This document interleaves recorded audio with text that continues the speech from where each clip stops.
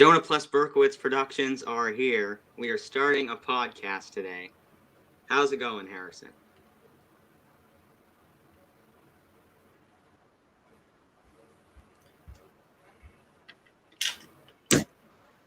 Just drinking his water. All right, how's it going? It's doing great. How about you? It's going good. We're starting this new podcast. How's your quarantine? The JPB stands for Jonah plus Berkowitz. We're going to get this. I'm good. How's your quarantine? Yeah. So today we're going to talk about our hopes and our expectations for Survivor's 41st season. So the game, the not just Survivor, but the world is at a huge stop right now, a huge standstill. So it's hard to really predict anything on what we expect. But we're going to talk a bit about when we think the season is going to film and when it films, just like any other season, what we want, what we think is wrong with the show, what we think is right with the show. And I'm going to talk a bit about where we think the show is going. So first thing we're going to talk about is season 41, whether it's going to be a newbie season or partly returning player or newbie season or all returning player season. So Harrison, what would you want and what do you expect? I think that it's going to be probably a newbie season. That's because I don't know what the theme's going to be. I hope it's going to be pretty cool. Maybe they might do something with the Edge of Extinction, maybe. I don't know. So right now I'm saying, in my opinion, a newbie season. Yeah. So yes, you were just talking about the Edge of Extinction. Jeff Probst said in an interview with Rob C at the at a special premiere party of Winners at War that they weren't going to do Edge for a while. So that makes me think that they're probably only going to do Edge until, I would say, 44. That's probably the first season where they would consider doing it. I think it's going to be a little while before we see it again. I'm pretty confident season 41 won't have the Edge. And yeah, I definitely agree that it'll probably be a newbie season. So what's your ideal number of cast members, 16 to 20? 16 to 20.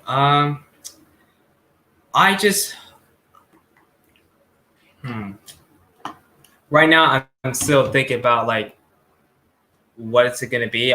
Maybe a returner might play again. I don't know what's going to happen really. So that's pretty much it. So it's going to be newbies for sure. So that's probably in my opinion. Yeah. And I think I want it to be 20. Yes. A lot of people, 16 players I think is too little because there isn't enough tribal councils. There isn't enough gameplay when it's 16 people. And 18 people, that's okay, except I'm not a huge fan of the 3 tribe starting format. So there were seasons like Edge of Extinction and Blood versus Water, I believe, where it was 18 people, but there was still 2 tribes of 9. But there has also been some seasons that had a 3 tribe starting format. And I prefer when it starts with 2 tribes just because it's a little less confusing. Yeah. So next thing we're going to talk about is... Yeah, I agree with that. We're going to talk about the fire tokens next. So how do you like them? Honestly, I think I don't know about the fire tokens. The fire tokens are just... It's like basically you're at the auction for buying some food or an advantage or something. Yeah. That's probably... Yeah, it's like a season in my opinion. I think the one thing I like about the fire tokens is that they've sort of, we've all fans have complained saying oh, we need the auction back. And then they decide, oh, okay, fans want the auction back. Let's make it a season-long twist. So I think that's what production was trying to get at, is because they knew that we liked the auction. And fire tokens, I like the idea of having a whole currency and you can buy stuff. And it's interesting seeing what is valuable to one person that's not as valuable to another. The only problem with fire tokens is it's kind of complicated at times. You need to after the episode is over, I go on Reddit and I check a spreadsheet of who has tokens and who doesn't and how many each player has. That shouldn't be the case. I should just be able to tell who has tokens and who doesn't. And that's a bit of the confusing part of it, which is why I think that I'm not a big fan of winning tokens at challenges. I prefer if it was just 20 tokens. The game starts off where each player has 1, so you can kind of figure out if somebody has, let's say, 4 tokens, you know what that means. It means that they have 20% of the tokens in the game. It would be a little bit easier to follow, I think. Yeah. That's just my opinion on it. Like, honestly, because, you know, at Winners at War, they had the Edge of Extinction. So, remember, they had, like, all these advantages that to send them to the people who are in the game. So, if without the Edge of Extinction, maybe in, Season 41, if they still do tokens, like, when are they going to get, like, the extra tokens, like, minus, like, the challenges and stuff?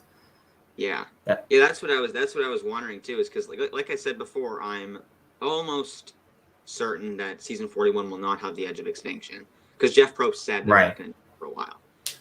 But he did say, I think fire tokens are here to stay permanently. He said that in an interview. That doesn't necessarily mean that, you know, Matt Van Wagenen and Mark Burnett actually agree with him. So I don't necessarily know if that's true, that we'll see fire tokens for the rest of the show. But we will see them for Season 41. I'm almost 100% certain of that. So I'm looking forward to seeing a season with fire tokens, but without Edge. I think it's going to be interesting how they do it. Advantages came from the Edge. So it makes me curious about how advantages would come into play. Right, I agree with that. Yeah. So I think we're good with fire tokens. Next thing I'm going to talk about, 3 tribes. So what we've seen, this is kind of weird because in the older seasons, 3 tribes was not a thing.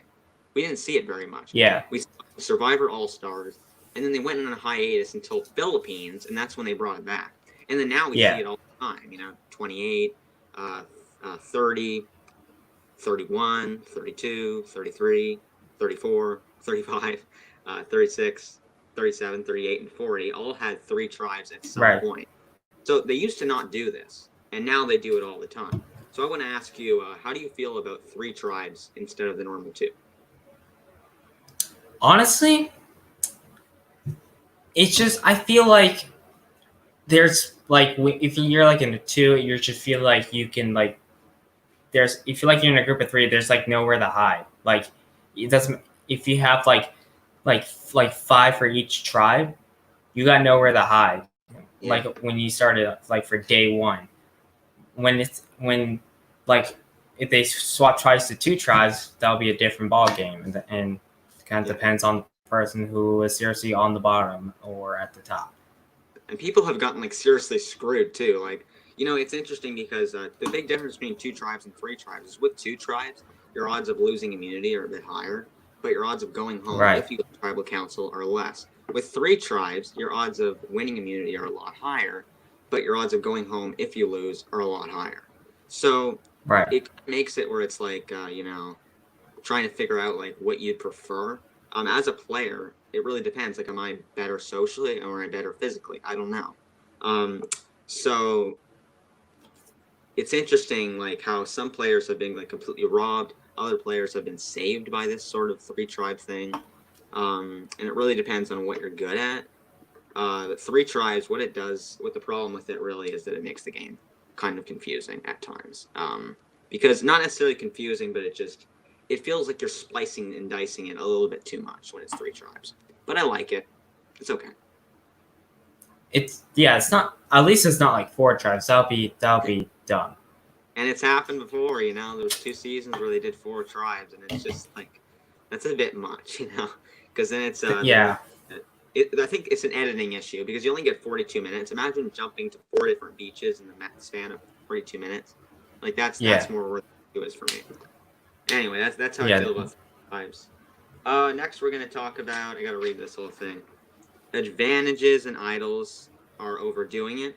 Should Survivor be a little bit more pure? Okay, so we're going to talk about now how we feel about advantages. Are there too many idols? Does Survivor need to be a bit more pure? Okay, so advantages. We'll talk about that first. So do you think Survivor needs them? And if so, what advantages do you like besides idols? Honestly, I like the one with safety without power. Remember Jeremy had that in Winners at War? Yeah. I think that yeah, that was seriously, I think that was a good advantage. I'm not gonna lie. Mm-hmm. Well, extra votes depends. I don't know nullifiers. I'll nullifier possibility.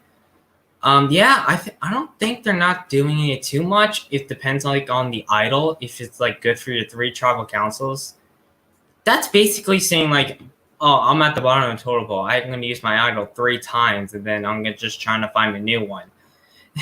That's like pretty much it. Yeah. And the advantages, I think the big problem too is the idol nullifier. I don't like it when advantages change the winner of a season. And in Island of the Idols, you can like Tommy. I like Tommy a lot.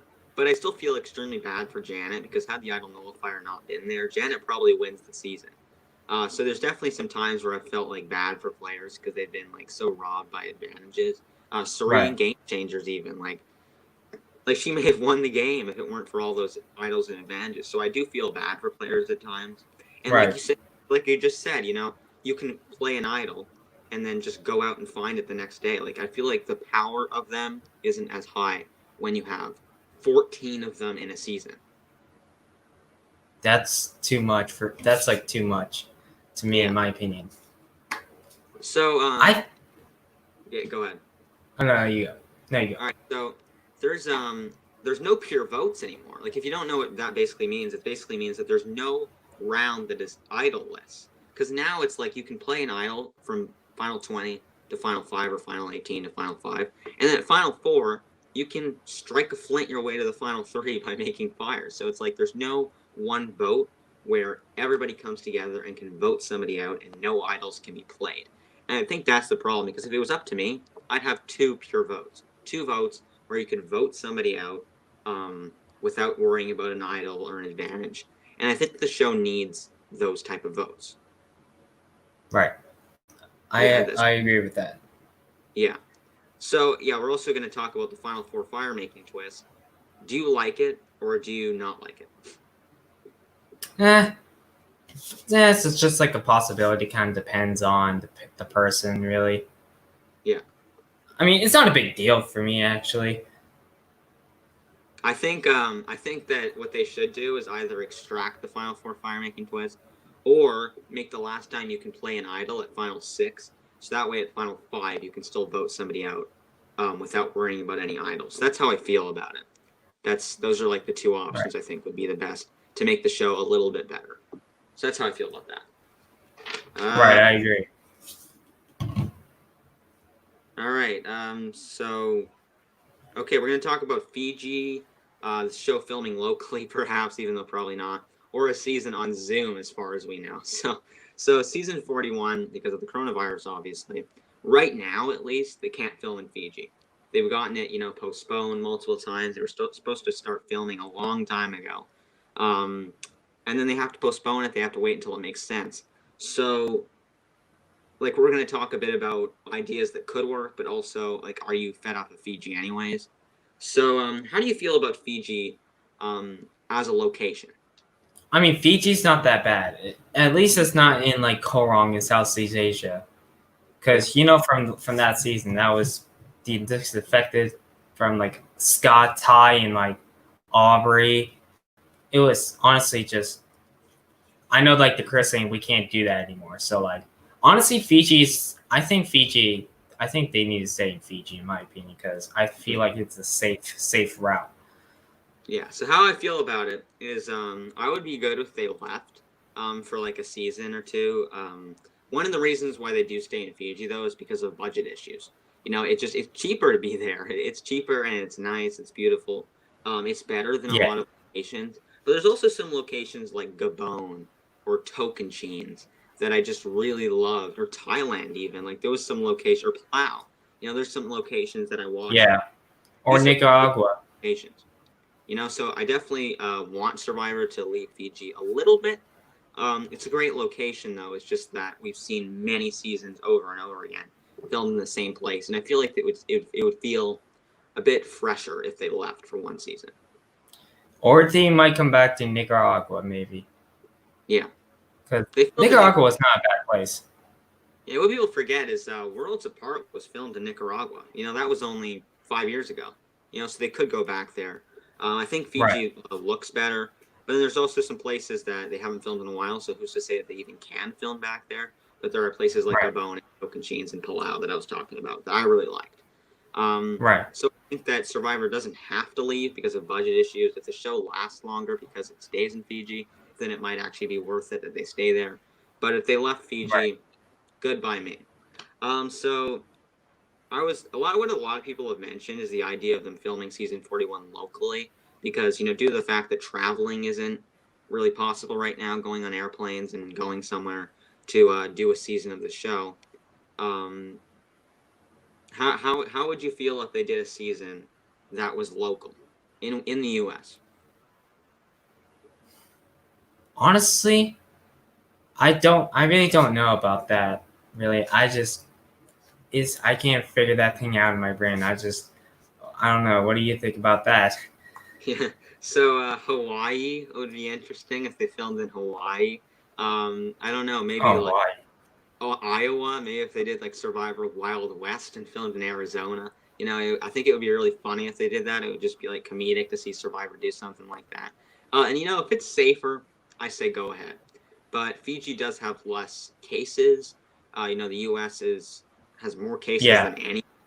So it's like it should be safer to go to Fiji. So for that reason, the idea of doing that just doesn't really appeal to me. I want them to go to Fiji. yeah. And the last thing we're going to talk about, location, doesn't really count as location. But what I've noticed, I was watching America's Got Talent the other day, and they were doing their talents on Zoom. And I'm like, okay, there's a lot of reality shows that have done it. Masked Singer also did it as well. So I was thinking, if they did an entire Survivor season on Zoom, how do you think that would work in your head? That's like basically Survivor on Instagram. Like, it kind of depends. Like, if I kind of don't know actually. I feel like it's basically Survivor on Instagram. Really, Yeah. that's just in my opinion. Here's the deal the problem that I have. First of all, the editing probably would be a little bit worse, and people wouldn't be starving on the island. They would just be like, grabbing and food, which means that there wouldn't be any reward challenges, which didn't really matter because in Winners of War they didn't air a lot of them. But I mean, I would just be worried about the editing of the show. It would be a little bit weird for them not all to be cooped up on one island, but instead on a Zoom platform. Like, I don't know if it would be as appealing. It would probably just be like Instagram games or Zoom games. It would be like the same thing as fan made ones that were made. I just don't think it would be anywhere near as good. Right. I 100% agree with that. Yeah. But they, if that's what they have to do, fine. I mean, it could be getting to the point where they realize, hey, this pandemic's gonna last a long time. The only way how we can get Survivor back is if we do Survivor Zoom. So they did their reunion on Zoom, so that makes me think that it's more likely than people may think. Right. So, All right, so we're gonna have 3 more things that we're gonna talk about. Yeah, we don't really need to say that. Okay, so yeah, 2 more. We're gonna do 2 more. So do casts need to be more racial diverse? So I don't know if you've heard about the whole petition that's going on, but a lot of people think that yeah. Survivor needs to be a bit more racially diverse. They need to have more Black people, more minorities on the show. So Yeah. you feel like this is definitely a good idea to actually give these minorities what they want if they feel like the show is racist in a way? Or do you feel like, hey, I don't care who goes on that island as long as there's 20 people and we get Survivor? I say that we get like 20 people for Survivor. It doesn't matter. If you Yeah. want to get on, if you want to get on the show, you got to go for it. Like that. Yeah, that's just like you got to like go for it. It doesn't matter if you're black or white. You want to get on Survivor, just go for it. You just like catch your dreams, and that's me right there. So this is what I think. I think that the casting directors, half should be minorities and half shouldn't. So that way, that there's like some Black people, some Asian people, and some white people in the casting process. And then they cast the 20 best people that they can find, and they throw them on an island. I think that's the best way how they do it, so that it seems it doesn't seem biased. It feels like they're making a decision that actually makes sense. Because I want to see the 20 most interesting, diverse characters. Like, don't you? Yeah, I agree. Yeah, so I just want to see some big characters on the island, gamers, people that are there to play, people that want to be there, and if there's minorities that walk in and like half and like they're able to make a cast consisting of half the cast of them, and they're extremely interesting, I say go for it. But as long as we get Survivor, I know that they cast great people every season. I've never really complained about casts, so no matter what they do, I'm happy with the show. And if you ask me, I don't care. whether it's extremely diverse or not. It really depends. But this is how I feel, because I don't care if a lot of people that are in the minorities really do care and they want this to happen, where they want, more racial diversity on the show. Then yes, I want it to happen. If that's what other people would prefer, then I agree. All right, I think I got a question. So, how do you feel about 16-year-olds like me and you playing Survivor in the future? I think it's great, but it's I don't necessarily know if a lot of adults agree with it. There was this guy who was Yeah. trolling. Like there was this website. You ever heard of Inside Survivor? Yeah. Yeah. Well, this guy put a comment on their website. It was a comment to the post saying, "By the way, the CBS website says that 16-year-olds can apply," and he's just like raging, like, "I hate how my odds keep decreasing. First they allow Canadians in the show, then 16-year-olds," and I'm like, "Oh my god, they want me. I'm Canadian. I'm 16. They keep helping me get on the show. This is destiny." And it's I think a lot of adults hate it because their odds of getting on the show just decreased significantly. And It's once just, we're 18, I think it's just because like your health, like, because when you're 16, 17, if you get on the show, it's just your health is your number one issue. Because you're going to be starving. You're going to eat like a little amount of rice, and you're going to eat like 2 bites of coconut. Like, yeah. honestly, I felt like in my head they made the wrong decision. My heart, they made the right decision. It's kind of like a win-win situation. Because Yeah, so like, I what want do to you be on think? the show, and I feel like they're probably going to give us more food. I talked about this with Elaine, and I was like, yeah, they're probably going to give us more food, us 16-year-olds, because we're adolescents. I just don't think that they would give them less. I weigh 106 pounds. Like that's what I weigh. Like I can't be like out there eating absolutely nothing. Like skinny Ryan, and Ryan from Survivor. Heroes versus Healers versus Hustlers. Like even them, I was like, they're way too skinny to play this game, and I'm 106 pounds. I'm even lighter than them. So it's like, is it even healthy for me to go out there? Do I even pass medical? I do. I will pass medical when I'm 18 Yeah. or 19, but it's like I'm so skinny that like, am I even like, how much weight am I gonna lose? I'm gonna eat off myself. There isn't really much there. Yeah, I weigh like 127 pounds. So I'm like, Yeah. like, I hope that I don't lose that much. I hope I lose like about 8 pounds. Yeah. Now That's thinking going to about be my opinion. Courtney Yates weighs less than me when she played. She was 90 pounds, I think, like 90 to 99 pounds or something. So yeah, I do pass medical. I'll take that back. I think I'll be okay. But Yeah, she has like even, eating disorder, I believe. Yeah, and if you have an eating disorder, it's probably a little bit easier to play Survivor anyway. So I mean, Courtney, she didn't seem like she was really struggling at all on that island. I don't know if she had an eating disorder. I don't really know. Maybe she's just in a family of skinny people, and that's just kind of what her genes are. But the point is, like, Yeah. I have to pass medical, and I think that they're going to make it easier for us teenagers. I really do believe that, because I can't be the only applicant that barely weighs 100 pounds.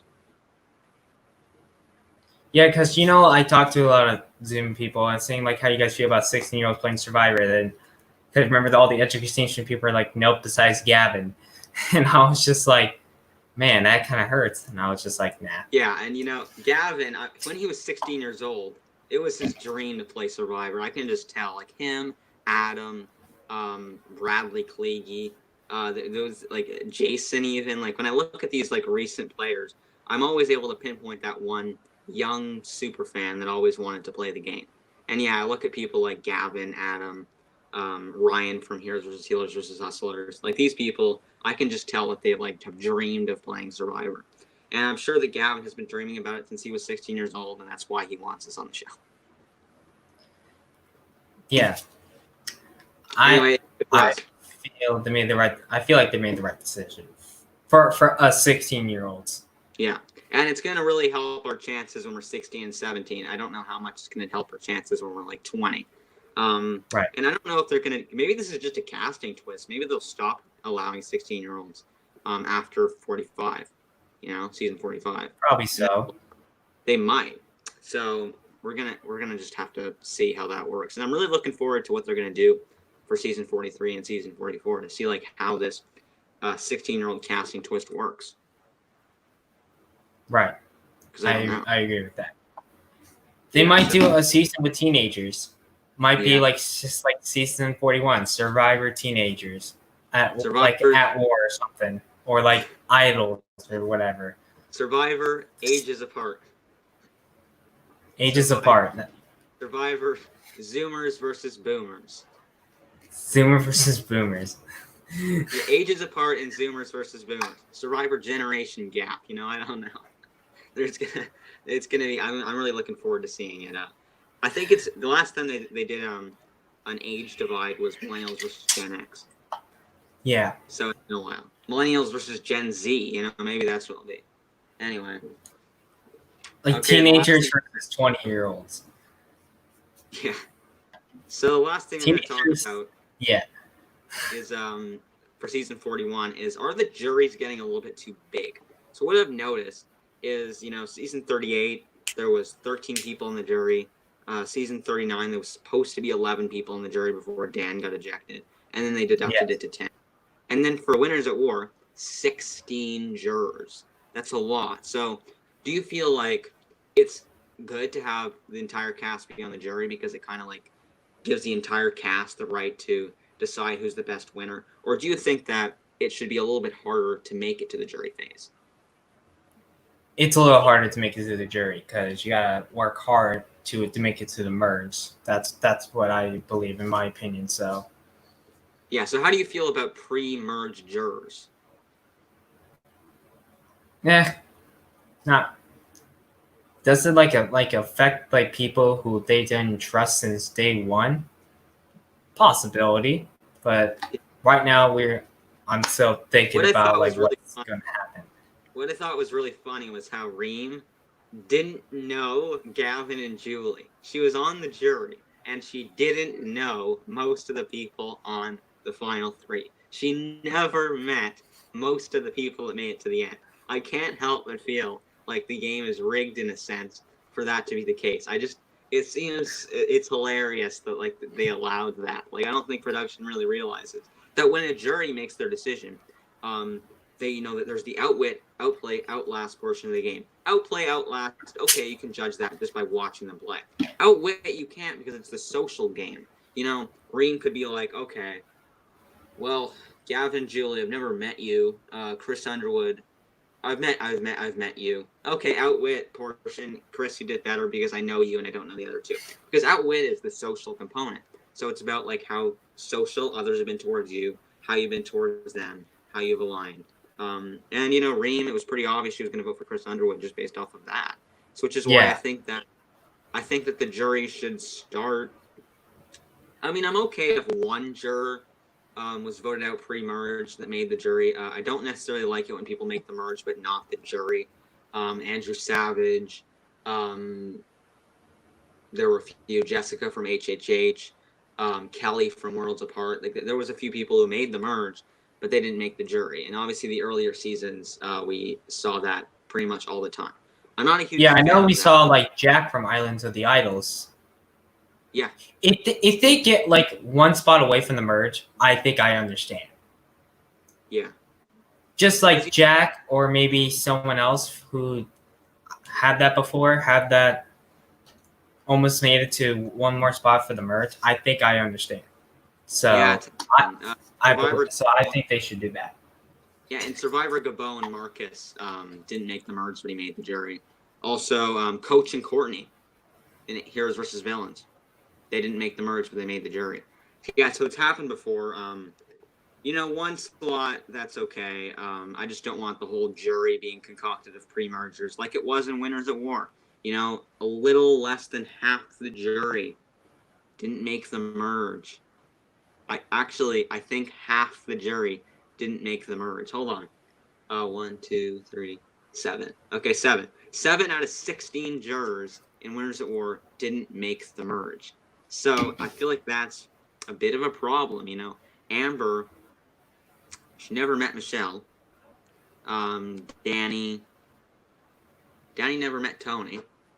Ethan Ethan never met Tony. So like, there's a few people who didn't even meet everybody at the end. I feel like that's a bit of a problem. What do you think? Yeah, I kind of agree. If it kind of depends on. Wait, Ethan. Yeah, Ethan met Africa. Ethan met Michelle, and I know Africa. Ethan met Natalie in the Edge of Extinction. So, right. So I kind of agree with you what you're talking about the situation between like the first person to get voted off. If they do an Edge of Extinction, maybe. It kind of depends, really, because remember Sandra quit because she don't think she didn't do it. She didn't make the jury, so like, yeah, that's like, I kind of agree with you. The Edge back. Yeah, so if they ever bring the Edge back, I would say those that lose the merge return challenge don't make it to the jury. That's what I would think, and you know that's what happened to us when we did the game online.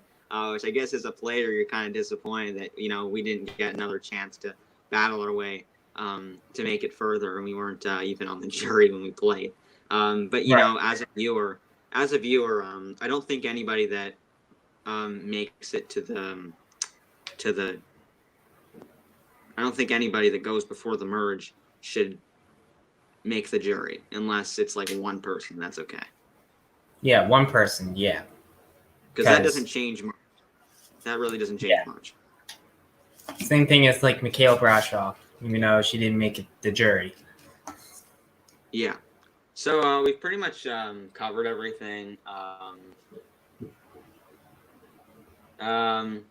don't think there's anything else we didn't really cover. Also, you know, okay, we're gonna end this by saying, so if 41 doesn't have the Edge, how do you feel about it? Do you think it's way better? Do you think it's slightly better? Do you think that you wouldn't mind another season with the Edge of Extinction, to be honest? Kind of both. It's kind of both, actually. Mm-hmm. It's just both. It's just, and when they did the Edge of Extinction, they did the fire tokens at the Edge, and then they cost you like 2 fire tokens or something. And remember, Tony had a disadvantage from the Edge of Extinction. Remember, he had to get 4 or 6 fire tokens, I believe. I think it was 6. Yeah, right? the extortion advantage. Yeah, the extortion. That was tough. And I feel like if they don't do the Edge, I feel like I don't know what the hell they're gonna do for the fire tokens. Are they gonna just hide them somewhere, or are they gonna are they gonna do something for a hidden immunity idol for something? What do you think about? An idea that I had was that after you're voted out, you bequeath your fire token to someone. The menu for fire tokens in the game is the exact same, except when you continue to walk down the path, an advantage is waiting for you, and you have to sell it to someone in the game in exchange for the fire tokens. And the fire tokens give you each fire token is worth $5,000 in real cash, and whatever you're able to get, you go to Ponderosa with. So I think that would be a little bit weird. I think that's something that they could do. Or they might just screw advantages altogether, which, to be honest, isn't really much of a problem to me. What they could also do is they could not have an advantage waiting for them after they get voted out to sell to somebody else. But instead, just like idols, you just find advantages. Honestly, what about the advantage that there are 13 people left in the game or 6 people left in the game? Maybe that I think it's kind of, the advantage that Sierra told to Sarah about. Yeah, I think it's just weird because it just feels like a partial idol. That's kind of what it feels like. That's the only problem with it is I feel like you might as well just, give someone an idol and say, hey, you get 13 and at 6. So that's a bit of the weird part about that advantage. Extra vote is okay. It's okay. Steal a vote, it's good. It's pretty good. One advantage that I think I absolutely hated, it's still terrible, is the juror removal advantage that they did in Coat-Wrong. Oh, yeah. That was terrible. I agree. And that's what. Do you think they should bring back duels? Neil got McAway because of the infection that he got. Right. Do you think they should do duels back? Duels from Yeah. I believe so. I think Uh, which one's way better, Duels or the Edge of Extinction? Oh, Redemption Island or Edge of Extinction. Yeah, I kind of like Redemption Island way better than the Edge of Uh, Extinction. oh man. Okay. I think Redemption Island is better just because it's not as weird. Like Natalie she was basically rewarded for being voted out early because she had more times to accumulate fire tokens. What the Redemption Island does right is the later you're voted out, the better chance you have of coming back. So that's why I think Redemption Island's a bit better. What did they call the Redemption Extinction? That would be a good. That would be good. That would definitely be a good season. They could do they could do a season where you go to Redemption Island, and when you lose a duel, you pack up your stuff and go to the edge when you get another chance. Yeah, that would be. Yes, that would be good. That would be good.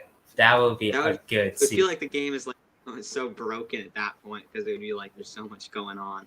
Yeah, let's just have Redemption Island, Edge of Extinction, Ghost Island, and Exile Island all in one season. That would be really. That would be hilarious. That would be kind of crazy. Not gonna lie, that would be good. Needs to be a bit more pure than that. I think that would be a bit of a stretch. I believe they should do Survivor Redemption Extinction. That would be so good. And just like you just like get on the boat and just like waiting for your duel, and then like two of your tribe mates, two from each tribe, so we're just gonna see you watch you play the duel. Don't worry, Matt will do really good from Redemption Island. Oh, just minus the edge. That would be so funny. Yeah, I know. Like that. So, is there anything that we haven't covered? Who do you really want to see the most? Who didn't win? If they do like a second chance in the future, or like Heroes versus Villains. Okay, so not somebody that's never won that played multiple times. Rick Devens, Devin, Chrissy, Davey, Christian. Forgot about Christian. He's probably one of the main ones. Island of the Idols. Honestly, there isn't really much. Dean, obviously. Elaine. Okay. Obviously, Elaine. Janet, I think, was wrong. Yeah. Maybe Janet. And then there's also some people that played a long time ago, like Natalie Bolton from Micronesia. Even I think she deserves a second chance because she was badass. You look at the Black Widow Brigade. Yeah. I think Amanda, Suri, and Parvati are legends. They get all this credit, and then Natalie Bolton, she was a legend when she played, and she's never returned. I think that's just ridiculous that Natalie Bolton has never returned. So even though season 41 will probably have to be all newbies, if there is returning players, those are the people I'd want to see return. I still really want to see Wentworth. I don't know if she will play again, maybe. She's like, what, 35? Possibility. Hey, Rudy was 75. I wouldn't worry too much about age. Including Joe, he's like 71. From Korong. Yeah. I mean, Wentworth, I don't hope she plays again. Who else? What? Jervis? Maybe Jervis from Borneo. Probably so. It kind of depends. I don't need him. I don't know what is he doing right now. I think that it's cool to see old schools come back. Oh God, who else am I thinking? I want to talk to you about what else? I want to talk to you about. I'm trying to remember. So how do you feel about like orange and purple has kind of been a trend for a long time, where they've had orange and purple buffs. Does tribe colors matter to you at all? Do you think that needs to be changed at times? Do you think you want to change it every season? Yes. Yes. Orange is cursed, including like blue. Depends on the season. Yeah. That's just. Orange has been like cursed for like how long? I mean, like Millennials for Gen X, it wasn't that cursed. Malolo was cursed. Ravu and Fiji. It's many times. Yeah, definitely. And just Islands of the Idols. That was so paranoia. that's just like so bad for like an orange who is so cursed. Yeah.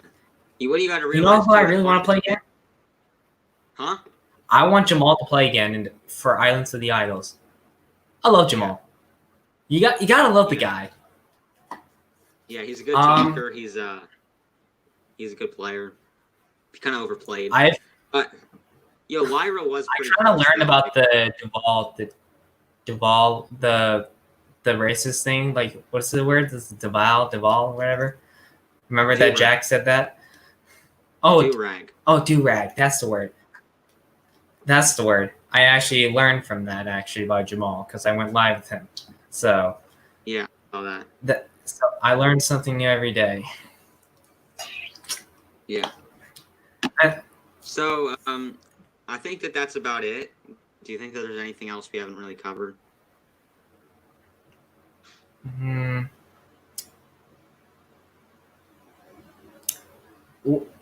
Like, what do you think about Erin from Tokyo-Jeans? Would she play again?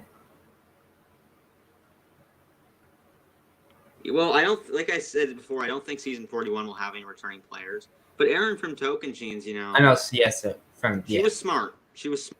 I think that there's. I understand the logic and people wanting to bring her back. But I think that the second chance season will have to wait. I think that season 43, I think we'll get a second chance season. And there are people that want her back, so who knows? People, yeah. I heard there's so many DMs of like Jeff Probst saying like you should like bring back like Erin from Tokyo-Jeans or maybe like Chrissy from Heroes and Hustlers or maybe we don't know. That's the number one issue. Yeah. Anything else? Like I have nothing. I think we've said everything. I had 9 anecdotes here. We've covered everything here. So thank you, Harrison, for joining the podcast. Jonah plus Berkowitz Productions is where it's at here. So we definitely want to do more of these, especially when season 41 comes. We want to bring some former Survivor players on to make predictions, do reviews. There's some stuff that we would definitely want to do in the future. With Survivor being in a hiatus right now, I'm not really sure. But there's nobody on right now. But thank you to those who did hop on. And with that being said, thank you all for watching. Thank you, Harrison, for jumping on. And hey, no problem. We're out. Thank you. Deuces.